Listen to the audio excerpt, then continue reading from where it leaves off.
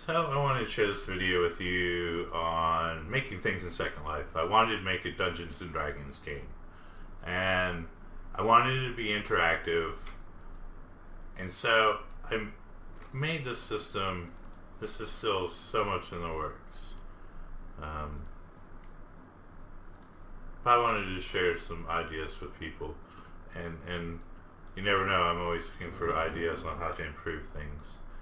And this game, so far I have it where you can click here, and I added an admin menu or a regular player menu, and basically if you get the HUD, it automatically attaches a player sheet, and then it will ask you what type of character, so it will be a drow, and then it gives me simply my name, my race, and it gives me health.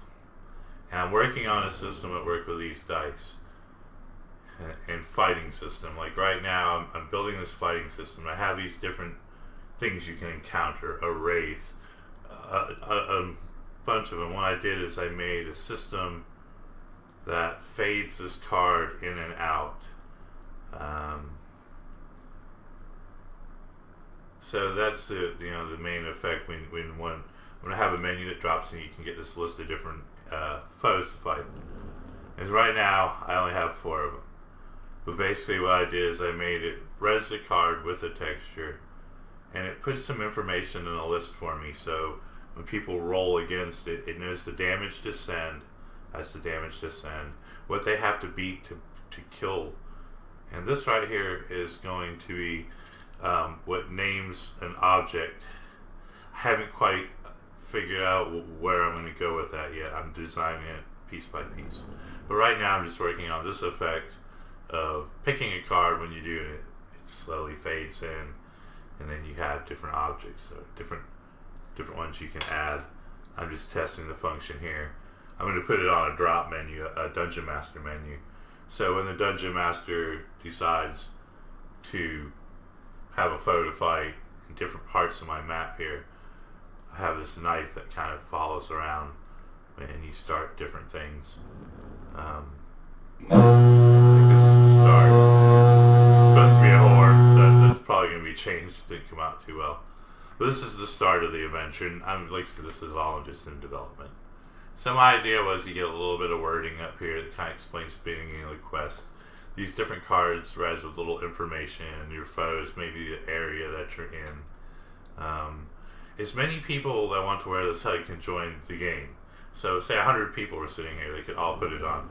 I haven't come up with a system on how each member will choose to fight different things. As you see, I have all these dice, and I did come up with a way to, when you click them, to understand who clicked it, what sided dice they rolled, and what the roll was. I've yet to really come up with a system that will, where I'm going to use this as. I know what I'm going to use it for, but right now this is where I'm at. This is about a week old in build, and the main part of the build were the mesh parts. My friend made me the crystal dragon. I did the rest, and then coming up with ideas, basically. This little HUD, I had to make it where it works off my experience, or if they don't have my experience on, it will attach and give you the regular old attachment permissions here. I've learned that if you try to make things that are just experience driven, where people have to have the experience on in their land up in this area, a lot of people don't understand how to set that, and then it'll just automatically you go, it doesn't work. So you have to come up with an alternative way that if that's not on, for example, I will show you. Let's just remove that for the moment. See how that just comes right off. So you still have to have a way for it to attach. So we'll just use the old system. So it has a backup system. It's able to do both. That way, for those that don't know how to turn it on, that will work. Now they have to click that every time, which I don't think is really that big of a deal. But that was right there where I'm at right now, is making this HUD. And this HUD has some communications in it. This is a temp script. Once they attach the HUD, it deletes itself. I don't have it deleting itself at the moment because I need it for testing. So there'll only be one script in there.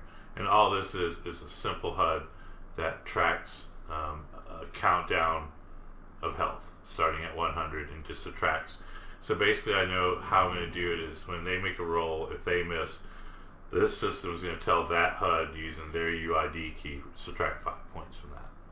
If they die during the campaign, then they had to wait till a new campaign is made, because once you're in the game, you can't, and it's active, you can't make a new character or anything like that. I made all the fail-safe systems right now, like how the HUDs don't double stack, making sure they remove themselves every time there's a new one called, so you don't have that stacking problem. And there's one thing I found with this is if you don't make a backup and a plan B for everything, a lot of people don't read. So they just try to figure out their ways to make, to work things. So it doesn't work in your favor to have things in just one way. You need to have it where it works on the experience or without. Most people with experience know how to turn it on and just, and then when you have it on, it just automatically clicks it. That's the only difference. So anyways, back to where I was. So we've got this system where we have these different monsters we can call upon, and we're going to make a menu for that. Each monster having a different damage rate and a different little card for each. And that's another thing I'm finding. It's a lot of work to make all the cards and upload it all. So when you're designing things, if you're new at this, get ready to spend a lot of time.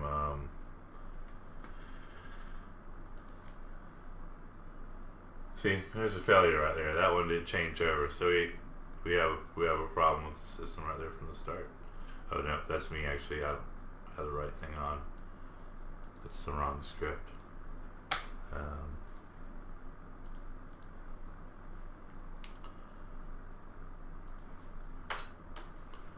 So basically this has 4 options right now, and they'll have the drop menu, and they'll be able to choose the beast that everybody has to fight.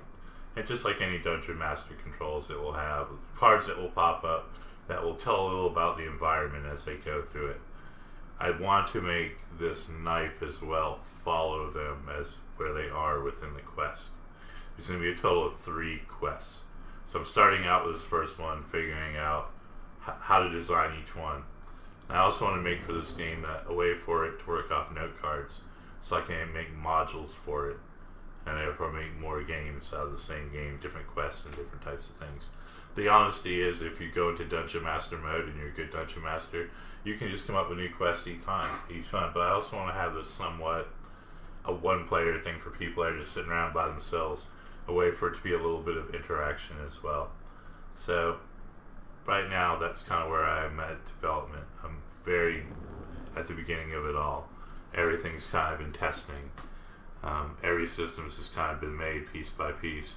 The original way I had it is I had it reading note cards, and then every third line of the note card would actually be a menu that would be compiled out of that third line. And so I had, you do this, and kind of was like one of them stories, take a left or take a right, and you could make those choices. But it seemed to be cumbersome in testing for people who just sat down to play it. So I had to come up with a way to make it easy digestible by someone just sitting down playing with it. If you make things to the nearest bit of complication in Second Life, you're going to run into people who just don't get it. So trying to make it as easy as possible for everyone is my main goal. And kind of where I'm at. If there's anyone that wants to jump on this and work with me on it, I'm looking for help. Thank you.